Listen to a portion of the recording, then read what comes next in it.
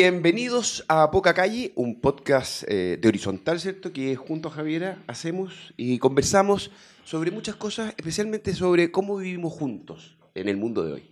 Sí, y hoy día tenemos un invitado muy especial, de esos que a mí me llenan el alma, el corazón, porque como ustedes saben, yo estoy en una cruzada por llenar Horizontal de cultura. Es verdad. Y tenemos aquí al nuevo director titular de la Orquesta Filarmónica de Santiago, que es la orquesta más importante de nuestro país, que tiene su casa en el Teatro Municipal de Santiago, pero que además ha tenido una carrera bastante poco convencional.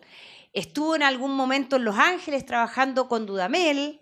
Tiene un proyecto que se llama Clásica No Convencional, que saca la música clásica del teatro y la lleva a parkings, fábricas, lugares muy raros.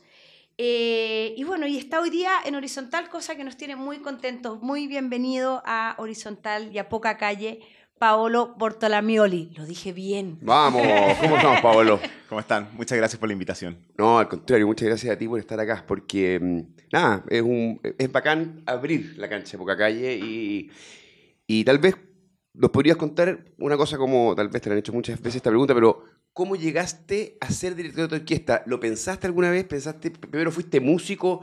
¿Cómo es la carrera de alguien que llega a estar a cargo de una orquesta? Bueno, lo pensé desde muy niño, la verdad, fue mi meta. Mi meta desde los 7 años, ahí partió todo, después de un concierto justamente en el Teatro Municipal con la Filarmónica de Santiago, escuchándolo con mi papá, que me impactó de una forma emocional que me hizo sentir cosas que nunca había sentido. Y ese día, después de que el mismo director de orquesta me haya dicho que mi emoción era un poco, por eso es lo que hacemos, o sea, por esto trabajamos, por emocionarte a ti, emocionar al público. Y ahí yo dije, yo quiero hacer esto, porque el impacto que me causó estar en esa experiencia estética de belleza, viendo un grupo humano moviéndose en sintonía, generando sonidos y generando esta sensación como ¿cómo decirlo? Como de rito colectivo, donde hay una especie de...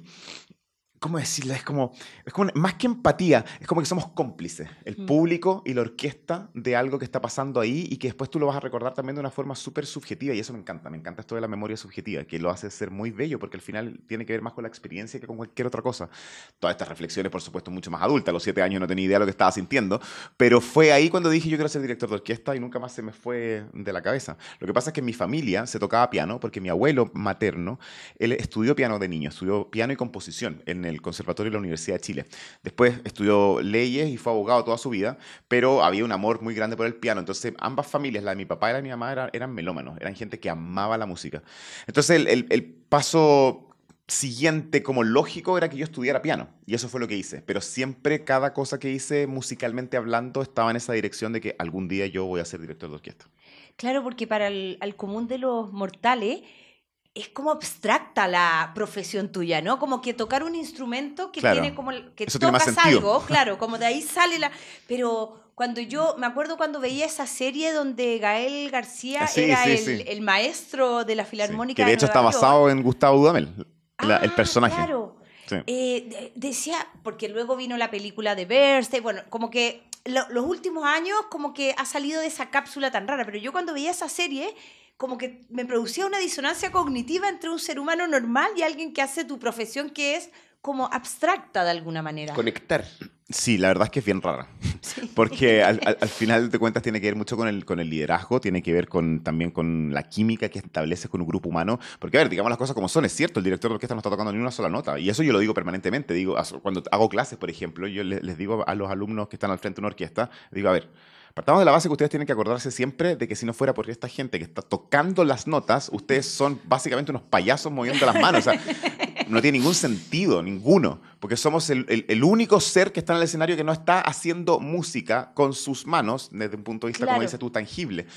Pero estás ayudando a que esta energía colectiva se mueva, que tenga un sentido de dirección, que tenga un sentido también de acuerdo, tanto explícito como implícito. Explícito porque en los ensayos efectivamente es el director de orquesta el que va como un poco moldeando las ideas, porque es cierto, la partitura es un mapa que no puedes cambiar, Pero todo lo que está en esa partitura, salvo las notas y los ritmos, o sea, un do es un do, no puedes poner un re si hay un do escrito, Claro. y una corchea es una corchea, todo lo demás es relativo, todo lo demás es interpretable, porque todo lo que tiene que ver, por ejemplo, con las intensidades, en la música se ocupa la nomenclatura en italiano, piano para suave, forte para fuerte, o en términos de carácter o velocidad, te ponen allegro ma non troppo. Bueno, allegro es una convención de que no puede ser muy lento, porque es alegre, pero ma non troppo es no tanto, pero ¿qué es eso? Claro. ¿Qué es allegro pero no tanto? Entonces hay tal cantidad de información interpretable que por supuesto que el director de orquesta es un poco el que como que va tomando esas decisiones, pero después empieza una cosa más invisible que lo hace a este abstracto ser mucho más bello, encuentro yo, que al final de cuentas esto no es una... uno no está dictando desde un punto de vista como de la jefatura, el director no es un dictador, si bien la figura del director de orquesta se asoció por un tiempo a esta cosa así como muy autoritaria, yo creo que el director de orquesta es parte de un baile. O sea, tú estás ofreciendo algo y la orquesta te está dando algo al mismo tiempo. Y si bien eso no siempre se traduce en una conversación de palabras, se traduce en una conversación musical. Porque finalmente con el gesto, claro, tú estás dando un ímpetu, tú estás dando un vamos, estás dando un tempo también, una velocidad. Pero al instante en que tú estás haciendo eso, tú estás generando una respuesta. Y esa respuesta viene también de un colectivo que se conoce mucho, que ha tocado muchas veces, que conocen esa acústica, que han tocado o no ese repertorio, y en ese mismo instante tú estás recibiendo algo. Y cuando recibes algo, como digo yo, es como un baile. Es como que finalmente ambos nos estamos... Pues claro, el director guía, pero tu pareja tiene que ser guiada de tal forma que ninguno de los dos se pise los pies. Entonces es una cosa muy hermosa. Qué es emocionante escucharte. Para los que no somos legos en la materia, es muy bonito. Hay un momento en que un director va como que descubre su... No sé cómo decirlo, su onda, su carácter, porque ningún director dirige como el otro, por lo que tú estás diciendo, ¿no? ¿Es un proceso o hay un día en que tú dices, esto es lo que yo quiero hacer? O te vas dando cuenta que hay algo que va apareciendo Claro, regularmente? o cómo se construye Claro. tu identidad de Eso. director. ¿Cómo fue ese viaje en tu caso? Mira, yo creo que la identidad del director es la búsqueda de la identidad de las personas, porque finalmente la interpretación es tal como lo dice la palabra, es una palabra muy profunda. Tú estás interpretando algo, no estás reproduciendo, no es lo mismo. O sea, ustedes mismos que tengan un texto, que yo les digo, tú lees esta línea, después léela tú, inmediatamente va a ser distinto. Es imposible que sea igual. Tú vas a respirar distinto, tú vas a jerarquizar la puntuación de forma distinta, vas a elegir cuál es la palabra que tiene más énfasis, vas a dosificar tu respiración para ese largo de la frase de forma distinta. Es absolutamente inevitable. Uno no puede no interpretar algo. Eso ocurre. Entonces, desde ese punto de vista, yo creo que esta especie como de obsesión en ser original es un poco fútil porque no es el punto. Tú vas a ser original. Tú vas a leer una partitura de una manera distinta porque, como te digo, son miles de cosas, miles de parámetros a interpretar y además tienes que hacerlos dialogar con una orquesta que también los está leyendo. Entonces, aunar esa especie como de sinergia en términos de cómo ven esta información que además dejó un ser que dejó de existir hace un siglo o hace 50 o 200 años, o incluso si está vivo, te va a llevar sí o sí a una especie de revelación de tu identidad respecto a esos aspectos. Y ahí, por supuesto, que entra a jugar un poco lo que tiene que ver con tu búsqueda como ser humano, lo que entendiste cuando estudiaste, cuántas veces hiciste esto, pero también cuánto sabes del contexto histórico, cuánto te gusta esa música, cuánto sentido te hace para esta orquesta en esta circunstancia, cómo reaccionas al público en la noche del viernes respecto a la del sábado, cómo vas sintiendo esa energía, cómo de alguna forma te estás haciendo de toda esta especie de comunicación viva que va en el acto desde cómo tú entiendes la vida misma. Wow. ¿Cómo fue tu experiencia con Dudamel? Que es como un gran personaje, ¿cierto? Y que entiendo fue muy importante en tu formación. ¿Por qué? Sí. Gustavo fue como el último maestro que tuve sin ser maestro. Esa es la verdad. ¿Por qué lo digo? Porque Gustavo no enseña, no se sienta contigo a decirte, mira, esto se hace así. Porque él no es su personalidad, él al revés. Él es generoso en comunicarte desde su experiencia cómo ha ido él caminando a través de la música, a la gente que ha conocido. Además, claro, él en su cuerpo tiene un repertorio extraordinario porque partió muy joven, pero al mismo tiempo tiene también en su ADN la cantidad de artistas con los que ha trabajado, los solistas, las orquestas, las mejores orquestas del mundo, y en su momento también él, cuando se estaba formando, haber tenido como mentores tremendamente importantes como Claudio Abbado, Daniel Barenboim, Simon Rattle, o sea, los grandes directores de orquesta de la segunda mitad del siglo XX en algún momento fueron, claro, como gente que influyó mucho en el proceso de aprendizaje del director de orquesta. Además que estamos hablando que es un oficio, eso, es un oficio. Es un oficio, no es una profesión. Es un oficio que se va haciendo a medida que tú vas haciéndote de experiencia. Por eso es tan importante que la gente que quiera estudiar dirección de orquesta se encuentre en una orquesta, lo cual es fácil de decir y es muy difícil de conseguir. Claro, y por eso es que es un camino medio complejo. Porque yo también quería ser director de orquesta y era como, ya, ¿y esto cómo se hace? Porque no es una carrera que se enseña en el aula de clases, no, es un oficio que se aprende al frente de una orquesta, preguntándole a los músicos, ensayo y error. Porque al final de cuentas, y este es un ejemplo muy, muy fácil de entender, si tú eres violinista, por decirte, yo soy pianista, pero si eres violinista, desde que tú tomas el violín, o sea, cuando te enseñan a cómo se pone esta mano, cómo se agarra el arco, que el arco no tirite, que el arco esté tenso, que empiezas a hacer notas en las cuerdas libres, que quiere decir que no estás ocupando esta mano, sino que simplemente las cuerdas como están afinadas, hasta que finalmente tocas un concierto, no sé, de Brahms, si pones todas esas horas juntas, consecutivas, son millones de horas, millones. O sea, son años de años de años, desde esa primera vez hasta tocar un concierto de manera magistral. ¿Por qué no habría de hacer lo mismo con una orquesta? El hecho de dominar el instrumento orquesta, obviamente que también viene desde la práctica, desde el oficio, desde estar enfrente de esta orquesta. Entonces yo con Gustavo lo que aprendí, por eso que lo digo, que fue un gran maestro para mí, sin ser maestro, es que estuve cercano por mucho tiempo a una persona que tiene en su sangre el oficio más recorrido que ninguna persona que yo conozca, porque tiene mucha experiencia en el cuerpo y aparte que tiene una personalidad muy cercana, muy generosa y que además me hace mucho sentido, porque cuando yo conocí a Gustavo yo ya tenía esta idea de que la música clásica no tiene que ver ni con el elitismo, ni con un género que no se escucha, sino que tiene que ver con la alegría de estar compartiendo algo tan vivo, que tiene que ver con lo que está ocurriendo ahí arriba del escenario, con esa pasión, con esa sinergia, con esa sensación de que se están complementando unos a otros para llegar a un resultado que emociona al público. Y eso, al final, en lo abstracto, se parece a cualquier manifestación artística que te mueva desde las entrañas. Vamos a llegar a la parte más pop, porque, bueno, Dudamel ha hecho algo cercano a ti. Él estuvo ahora en Coachella con Paco y Catriel, yo soy Sí. muy fanático y esa mezcla fue y impresionante. vamos a llegar a eso, pero quiero quedarme un poquito más también. Dudamel es producto de su genio, por supuesto, pero del sistema Sí. de orquestas venezolanas, que creo que en Chile tiene un poco un correlato con las orquestas sinfónicas, las orquestas juveniles que tú diriges, Con ¿no? la Fundación de Orquestas Juveniles e Infantiles. Es más que un correlato, de hecho es circular. Poca gente sabe, pero es muy lindo que los mismos venezolanos lo tengan muy claro. El mismo José Antonio Abreu, que es el fundador del sistema, y el mismo Gustavo Dudamel han públicamente dicho que esto en realidad partió por una idea que nació en Chile. Mira.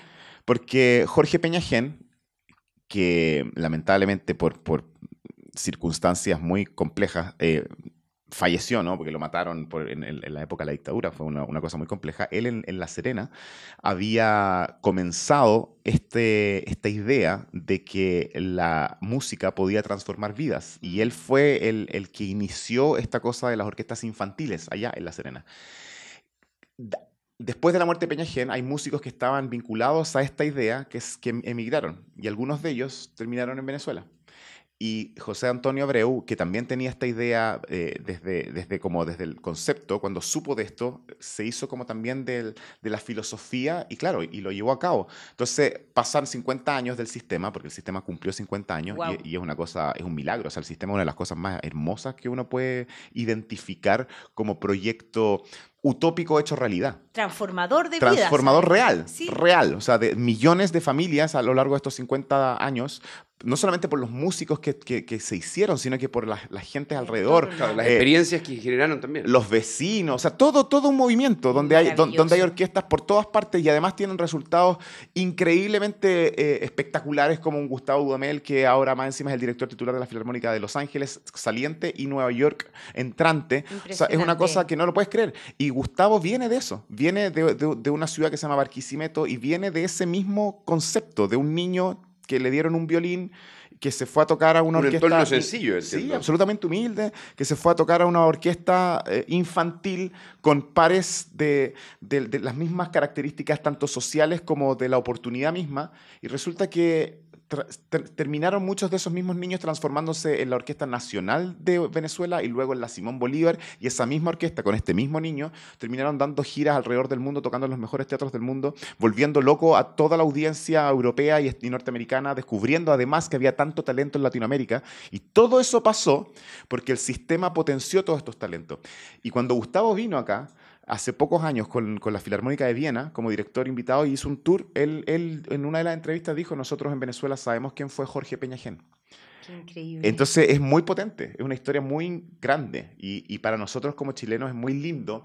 Obviamente el sistema es una cosa inmensa, pero qué lindo que ellos también estén súper conscientes de que todo esto fue una especie como de engranaje de gente soñadora, de visionarios, donde se lograron sueños en otras tierras, pero que compartíamos visiones. Sí, y bueno, me gusta mucho escucharte porque la cultura y el arte transforma la vida no solo individual, sino colectiva. Colectiva, por supuesto. Sí. Y sobre todo imagínate en el tema de una orquesta. O sea, es que no es una cosa romántica la que voy a decir, es una cosa más que nada casi numérica. Una orquesta es mucha gente. Claro. Fin. O sea, una orquesta infantil son por lo menos 60 niños que están tocando un instrumento. Que no necesariamente la aspiración es que terminen tocando en una orquesta sinfónica, que esa también es una cosa muy importante que la gente tiene que saber. Hacer arte no se trata de que uno esté buscando más artistas. Eso es una resultante. Eso va a ocurrir también. Mientras más gente esté experimentando el arte, más opciones hay de que surjan artistas. Pero todos los que no fueron artistas quedaron con una enseñanza de vida, de ver el mundo que los rodea, con una empatía, una sensibilidad, un trabajo en equipo, una colectividad que el arte te ofrece, y el arte colectivo. Por eso cantar en un coro, tocar en una orquesta, son cosas que son transformadoras desde un punto de vista objetivo. Y además, como decía, numérico, porque son muchos.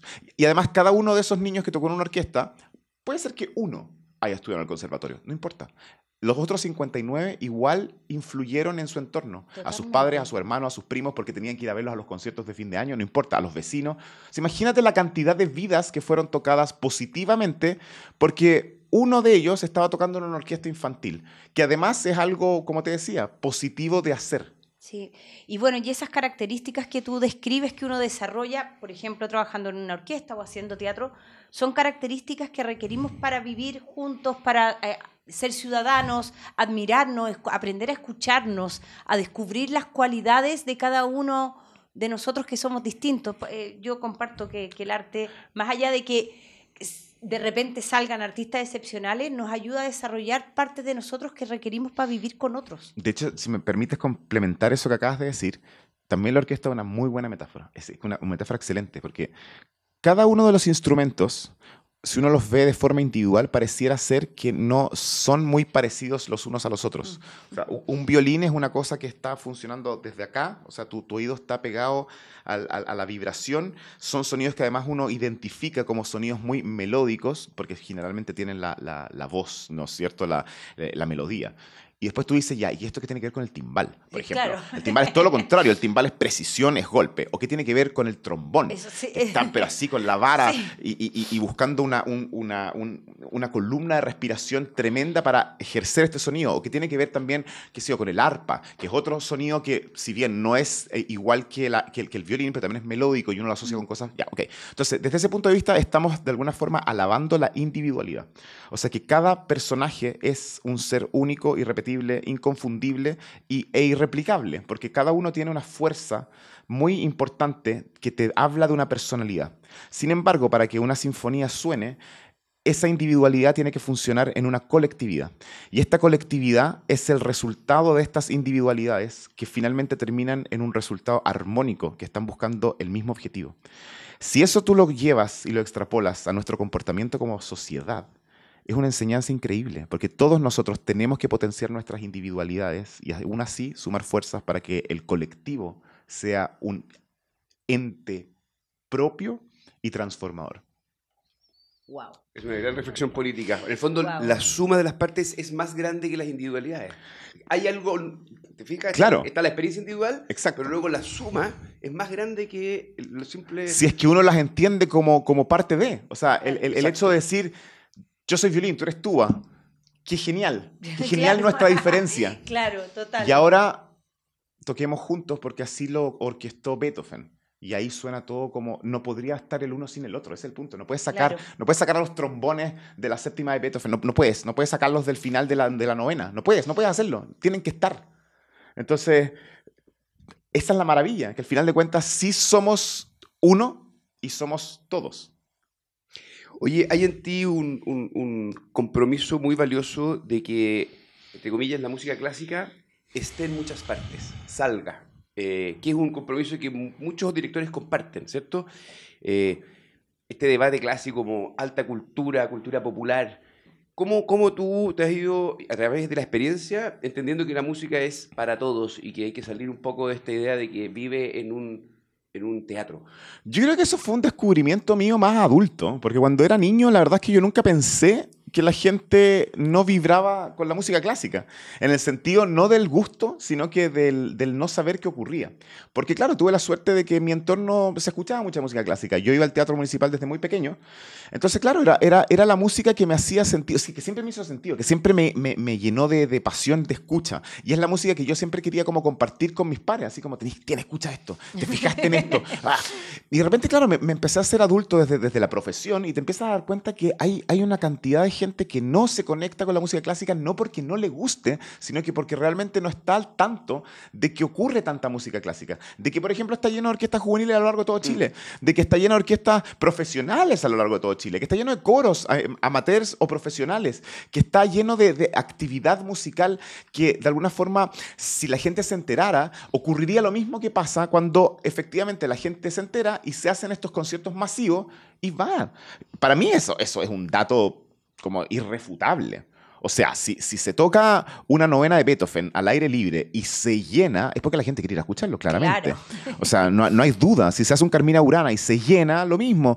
Hace unos años atrás hacían óperas en la Plaza de Armas y se llenaba. Pero se llenaba de que no cabía un alma. Santander hacía eso, creo. Entonces, a lo que voy es que esos son datos empíricos. Esa gente estuvo ahí para escuchar la flauta mágica de Mozart. Estuvo ahí por eso, no porque fueron llevados engañados. No, fueron a escuchar esa ópera en la Plaza de Armas. Y no se fue, se quedaron hasta el final. Entonces, o el otro dato empírico que se ha ocupado mucho en el último tiempo, que me parece muy bueno tenerlo siempre fresco. Si bien no es un representante 100% de la música clásica, pero sí es algo que nos conecta con la música clásica, la participación de Andrea Bocelli hace 2 años en el Festival de Viña no solamente fue un hit, hasta el día de hoy está como el artista mejor evaluado de la historia del festival. ¿Verdad? Y de los mejores ratings alcanzados jamás. ¿Cómo no puede ser, o sea, cómo puede ser posible que eso no se lea con objetividad? Eso es un dato irrefutable. La gente se quedó viendo a Andrea Bocelli en la tele, no lo cambió. Es cultura popular. Explotó el rating. ¿Sí? Claro, ¿y por qué explotó el rating? Porque estaba cantando Nessun Dorma de Turandot y la gente estaba comentando eso. Es cierto, Bocelli tiene un cruce muy popular y también canta canciones pop y todo el cuento, pero él canta desde lo lírico y tenía una orquesta sinfónica. Por lo tanto, digamos como ¿cómo se dice? Lo nuclear de su propuesta está vinculado a la música clásica.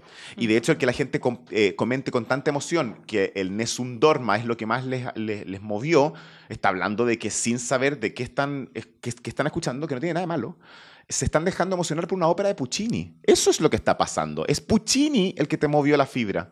Entonces, ¿a qué viene todo este juego como del cruce? Es que uno simplemente agarra este dato o esta pasión y esta información y dice, ok, ahora ven al Teatro Municipal y ahora ve la experiencia completa. Porque el Nessun Dorma es nada. El Nessun Dorma es apenas un aria. Claro. El aria tiene concepto total, teatral, operático cuando lo ves en cómo fue concebido. Desde el principio hasta el final, y toda la historia de Turandot, y Liu, y Calaf, y todo el drama, con una orquesta en el foso, con un escenario, con un despliegue enorme de belleza, que es lo que nos da el Teatro Municipal, y ahí entonces tú dices, ahí está, eso era todo, eso es lo que había que hacer, simplemente conectar el interés con un mundo que a veces pareciera no ser tan cercano para la gente, porque simplemente no lo ha habitado, y ahí estamos nosotros para decirle, las puertas están abiertas todo el año. Vamos a seguir hablando de esto, pero claro, vamos a... De hecho, Paolo, fuimos a hablar con la gente y le preguntamos sobre esto. Mira lo que nos contaron.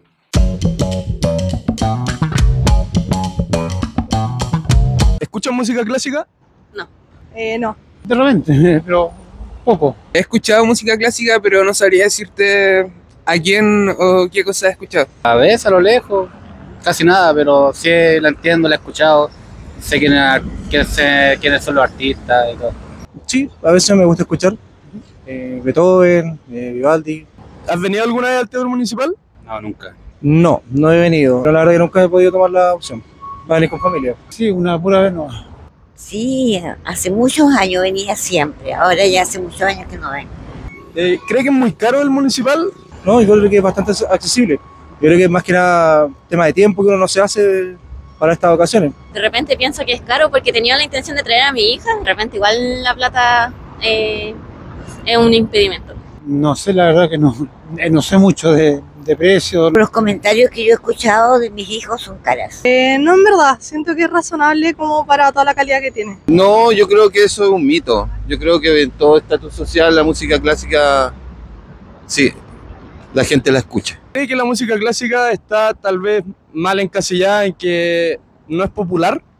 Sí, en realidad es poco lo que se escucha ahora. Antes se escuchaba mucho, pero ahora la juventud no escucha mucha música clásica. La música clásica debe ser clásica y la música popular, popular. Porque lo clásico tiene sus tradiciones, su cultura, su educación, sus estudios, y lo popular también. Puede ser, como infravalorada.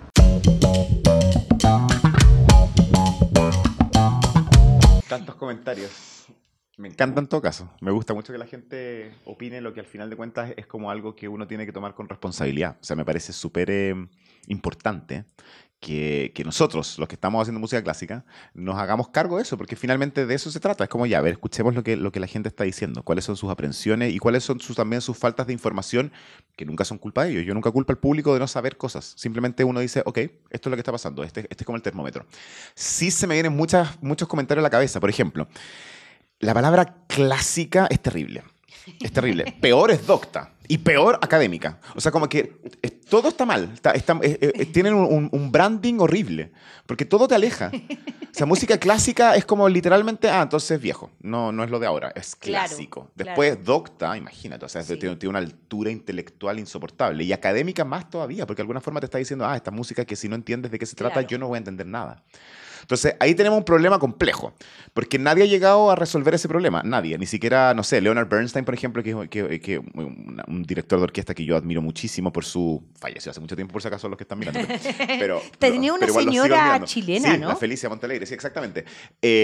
Pero él era un tremendo, director de orquesta, compositor, pianista, pero además muy gran buen divulgador. divulgador, un educador fantástico. Y él también tenía este mismo problema, que decía así como, este nombre no nos hace bien a nadie. Pero claro, tampoco había una propuesta, porque la otra propuesta, por ejemplo, es que también no me gusta, es más certera, pero no acerca, que es como música de tradición escrita. Lo cual es cierto, Claro. Eso es un distintivo muy objetivo, porque eso es lo que básicamente diferencia esto de otras músicas, que hay una partitura, que hay algo que está que no hay una notación exacta, que no lo tiene la popular, no lo tiene el folclore. Claro, Porque- el rock no hay una partitura. o sea, hay tipos de partitura. Están esta cosa de las melodías y abajo los acordes, pero siempre es muy libre y esa es la gracia, porque esa es la gracia de esa música. Pero esta no, pues esta está muy notada. Entonces, es verdad, por una parte está esta cosa que la gente dice música clásica y uno siente así como...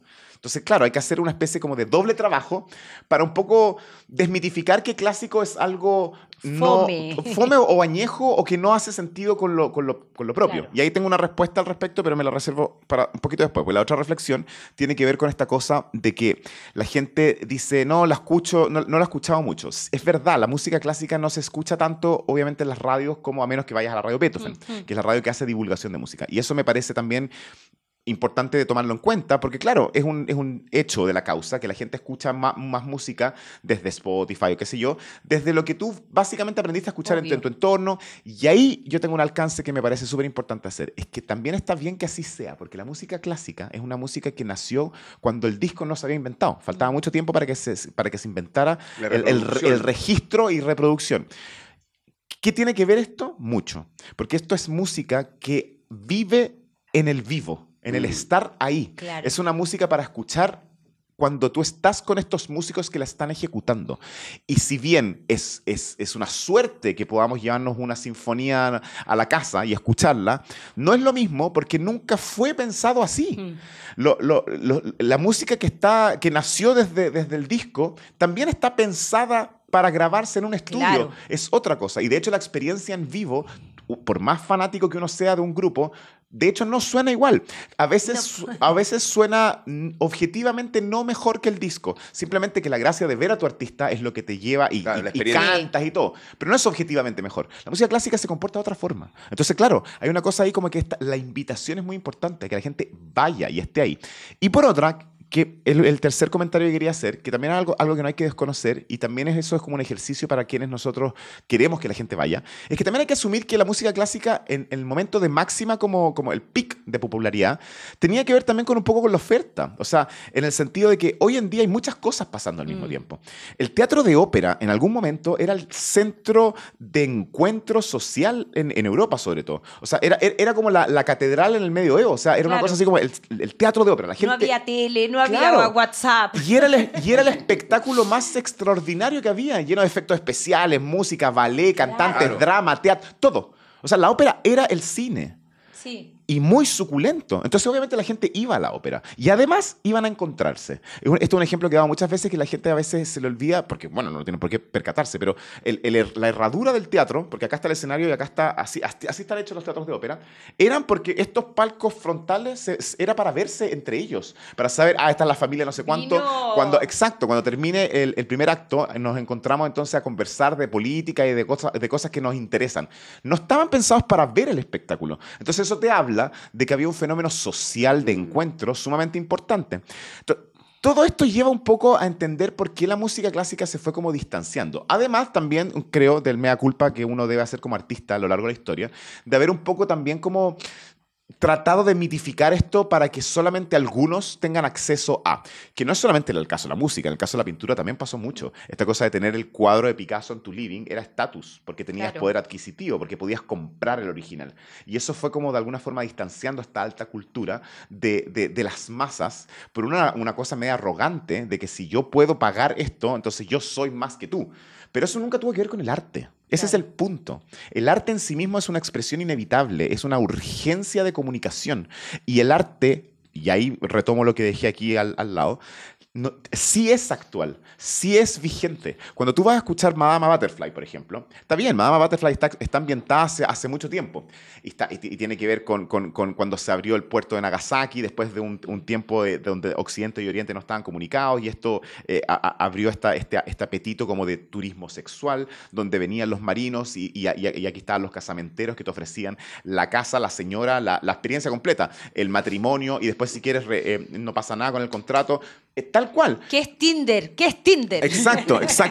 Y la pobre Cho-Cho-San, que es la protagonista, no tiene idea de nada de esto, y ella se enamora de Pinkerton, y Pinkerton está una noche con ella y se va. Y después vuelve 3 años después porque se enteró de que Cho-Cho-San nunca como que... O sea, no, en realidad no, tenía que volver. Ahí se entera de que Cho-Cho-San tenía un hijo. Bueno, es un dramón. Ya. El punto está en que cuando tú vas finalmente, accedes y tú dices, ¿sabes qué? Voy a ir a ver la ópera. Vamos a la ópera así como una experiencia casi como de vida. Tengo que una vez ir a la ópera. Claro. Y tú te sientas y escuchas la Butterfly. Es que desde el primer momento hasta el último es tan potente el mensaje desde un punto de vista de la música, de la teatralidad y de la humanidad subyacente al contexto. O sea, que no tiene que ver con el argumento propiamente tal, sino que tiene que ver con tus emociones humanas y con las cosas que te pasan a ti o lo que le pasa a tu gente cercana, que sí te ves reflejado. Y ahí te das cuenta que en realidad da lo mismo que esta cuestión se haya escrito hace 100 años, hace 200 años, hace 300. Da lo mismo. Porque te habla de las mismas cosas. Igual de vigente que Shakespeare, igual de vigente que cualquier obra poderosa del arte que haya trascendido en el tiempo, es así porque te conecta con lo que te hace ser humano. Es que ese es el lado bueno del término clásico, ¿no? Yo ahora me estoy leyendo Crimen y Castigo y es impresionante que fue escrito hace casi 200 años y las pulsiones humanas es lo son mismo. las mismas. Y eso es lo que transforma esa novela o esa ópera en un clásico, porque hay cosas que nos pasan a los seres humanos siglo tras siglo. Claro, y siguen son estando ahí. imperecederas. O sea, al final trascienden. Sí. Trascienden todo. Y esa es la invitación. Al final, esa es la invitación. No es ir a escuchar música clásica desde el formato así como, no, pero es que esta música que se hizo, es que da lo mismo. Si no importa cuándo se escribió. El punto está en que tú estás experienciando algo, primero, que es vivo, donde hay mucha gente, y eso te cautiva por una cosa casi evolutiva. Tú te ves de alguna forma reflejado. Hay una cosa como de expresión en el sentido de que hay una proyección humana en los que están adelante del teatro. Por eso funcionaba el teatro en Grecia, porque era la catarsis. Tú ibas a encontrarte con algo que tú eres, pero representado por otros. Esa es la razón por la que la ópera y la música clásica no mueren, porque en el acto mismo del encuentro con el arte te ves reflejado. Y esa pasión que te vemos aquí y que quien no lo haya visto en directo, les recomiendo porque exacto. Es la experiencia de dirigir con esa pasión. Yo que soy más de rock y música electrónica, es como ir a un concierto de los Rolling Stones. O sea, es una cuestión... Es lo que te llevó a crear Clásica No Convencional, que a propósito se acaban de ganar un premio, lo tengo que leer porque... Classical Next. Innovation Award en Clásica Next de Berlín. Sí, en Berlín. Un premio internacional muy importante. ¿Eso Sí. fue lo que te movió a crear Clásica? Bueno, debo ser muy justo porque si bien estoy yo invitado acá, tengo que ser el vocero real de todo esto. No se me ocurrió a mí. Esto fue un cruce. Fue un cruce de gente creativa y de gente, de alguna forma, con la misma intención de llevar el arte y la cultura a todos los espacios. La gente que está detrás de, por ejemplo, de todo el tema de la propuesta lumínica y de todo el concepto de la ambientación, es una gente que yo encuentro que son geniales, porque realmente tienen esa mirada estética, creativa, muy sofisticada, que hace que las intervenciones efectivamente te hagan sentido todo el tiempo. Ahora, en el cruce con la música clásica, efectivamente ocurrió un fenómeno muy bello, que fue la reacción de la gente. O sea, el primer CNC, que fue en un -6, Es alucinante la experiencia. Sí, la verdad es que a mí cada vez me gusta más verlo como desde afuera, porque al principio no te das cuenta, porque el primer CNC que fue en un -6, en un subterráneo -6, fue como, o sea, salió muy bien, pero comparado como después creció, claro, uno dice, wow, qué manera de crecer rápido esto. Que fue entre comillas simple, porque claro, era un -6, pero también habían como 3 escenarios distintos, y había un piano, y estaba la orquesta por el otro lado, y estaba los stands de los libros, y la ¿cómo se dice? La tienda Needle de los discos, y qué sé yo, y podías caminar, y están el humo y las luces, y terminó en una fiesta electrónica. Wow. Ya, todo esto que ocurrió esa primera vez fue, no te diría yo una coincidencia, pero fue un cruce así como de pongamos muchas cosas, ¿qué se te ocurre? ¿Cómo lo hacemos? Incluso la cosa de poner el piano acá y la orquesta acá fue una cosa que tuvimos que solucionar porque era una cosa circunstancial, porque no podíamos mover el piano. Entonces teníamos que tenerlo separado de la orquesta. Claro, o sea, pasaron cosas. Y esto cuajó en un primer CNC, pero la gente rayó. O sea, fue explosivo. O sea, de partida estaba lleno. Y todos los comentarios eran así como esta cuestión es lo mejor que hemos visto a nivel cultural, así como nunca en Chile. Bueno, y para los que no hayan ido, por favor, infórmense. Entre otras cosas, Paolo va conversando, claro. va dirigiendo Sí. y va conversando y va compartiendo y a uno ve capas y Sí. empieza a entender mucho más que la sola experiencia de escuchar y mirar. Eso es muy Claro. Sí, porque, a ver, es cierto que también este tipo de música tiene capas, es cierto, es verdad. Es también, o sea, yo creo que, mira, que la música clásica cuando es apasionada, cuando es como de alguna forma eléctrica, como básicamente es toda la música clásica, porque la gente a veces cree que no, que es como para tenerlo Yo, de hecho, cuando yo estudiaba en el colegio me decían, no, yo pongo música clásica para dormir. o para concentrarme en la prueba. Pero ¿cómo qué? Sí, es la música más activa que existe. O sea, puede pasar por todas las personalidades en un minuto. O sea, de ser temperamental a melancólico, trágico, gracioso, sutil, bombástico. O sea, es demasiada la información. Es la música menos plana que existe. Es verdad. De lejos, es la Sí. menos plana. Es así. Tiene paisajes, valles. Todo el tiempo. Bueno, entonces, ante todas esas capas, claro, hay una forma de escucharla que puede ser simplemente dejarse llevar, que también hay un mensaje muy potente de eso, pero por supuesto que si un poco de alguna forma te van indicando ciertos rumbos para generar expectativas y esperar ciertas cosas, o entender que, por ejemplo, estas cosas van a ciertos lugares de clímax, pero que se originan al comienzo, porque hay un motivo que se va repitiendo, o hay un segundo tema que es como el contraste, porque son como dos personajes. Claro, tú vas como que logrando que esta audición sea activa y con expectativas. Entonces la gente está escuchando de otra forma. Y en ese sentido, claro, esta cosa de ir conversando con los músicos, con el público, aparte que, bueno, de una forma muy como amena, ¿no? Exacto. Acerca mucho. Total. Acerca mucho. Tú tienes que ir a ensayar. Yo me quedaría conversando contigo toda la mañana porque tengo una cantidad de La Butterfly, la maravillosa temas. Butterfly. Así que en tenemos una sección. Claro, tenemos una sección que es la pregunta del invitado o la invitada anterior, que en este caso fue Joaquín Lavín. Ya. Y te dejó una pregunta que te la vamos a mostrar Y ahora. luego tenés que dejarle tú a alguien que no sabemos quién es otra pregunta.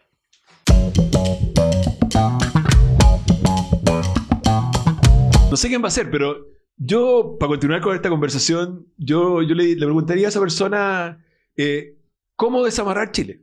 O sea, si estamos hablando de Chile que está hoy día estancado, paralizado, ¿qué tenemos que hacer para sacar a este Gulliver de los hilos, digamos, y volverlo a ponerse de pie?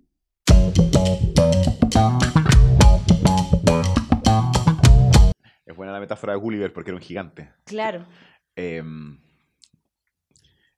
A ver, obviamente que lo tengo que llevar a mi arena, no puedo no hacerlo porque es lo que creo firmemente. Yo creo que lo que estábamos hablando antes con respecto a cómo destacar y potenciar las individualidades primero, para que éstas después terminen siendo parte de un gran engranaje colectivo, pero colectivo desde el convencimiento. O sea, al final de cuentas, esta metáfora de la orquesta es eso. O sea, la gente que está tocando una orquesta está convencida de que esa meta común es el objetivo. O sea, el que suene concertado, armónico, balanceado, la quinta sinfonía de Beethoven, obviamente es desde el convencimiento de que estamos acá todos en esa, pero cada uno preservando su identidad porque son todos irreemplazables. Yo creo que es algo que yo aspiro también como sociedad. Yo creo que en Chile hay demasiado talento, hay demasiado potencial. Me falta todavía que ese potencial sea aún más visto y soportado en el sentido de darle apoyo, de que haya más becas, de que haya más visibilidad, de que efectivamente nunca más exista una persona que quiera dedicarse al arte y sienta que en realidad no puede hacerlo, porque se va a morir de hambre, porque no va a tener oportunidades para ir a especializarse al extranjero o quedarse acá. Yo no quiero que eso ocurra más, tampoco en el deporte. O sea, en todas las áreas, tampoco si a alguien se le ocurre hacer, no sé, astrofísico. Cualquier carrera que sea menos convencional debiese tener exactamente el mismo apoyo, tanto logístico, financiero, como también conceptual, que recibe cualquier tipo de otra carrera. Porque ahí es donde yo creo que lo que tenemos que apuntar es a fortalecer la diversidad de los talentos. Porque en apoyarlos todos vamos a encontrar una forma de caminar hacia un colectivo sano, multifacético, pero integrado. Bueno, parte de lo que estás hablando está en esta publicación que lanzamos el año pasado que se llama Cultura Democrática, Propuestas Culturales para el Chile de hoy, que te vamos a regalar porque vienen algunas propuestas en ese sentido. Y Javier está preparando una próxima publicación. Una próxima publicación. ¿Cuál es la pregunta que tú le dejas a la próxima o el próximo invitado? Me gustaría seguir ahondando en este mismo tema, que tiene que ver con qué ideas tiene el siguiente invitado respecto a cómo podemos potenciar de una forma real, no solamente que se queden las palabras, el potencial de talento, de oportunidades y individualidades que tienen los seres humanos para que finalmente cada uno efectivamente sea la mejor versión de sí y que eso eventualmente sea parte de un todo. Qué linda pregunta. Muy buena pregunta. Muy liberal, hay que decir. Paolo, muchas gracias. A ustedes. Fue realmente una gran experiencia estar acá, tu tiempo y generosidad y tu pasión. Así que se agradece, querida Javiera. Muchas gracias. Tiremos a ver con Butterfly. Ahí estaremos. Todos. También. Nos vemos muy pronto en una próxima conversa aquí en Poca Calle. Chao, chao.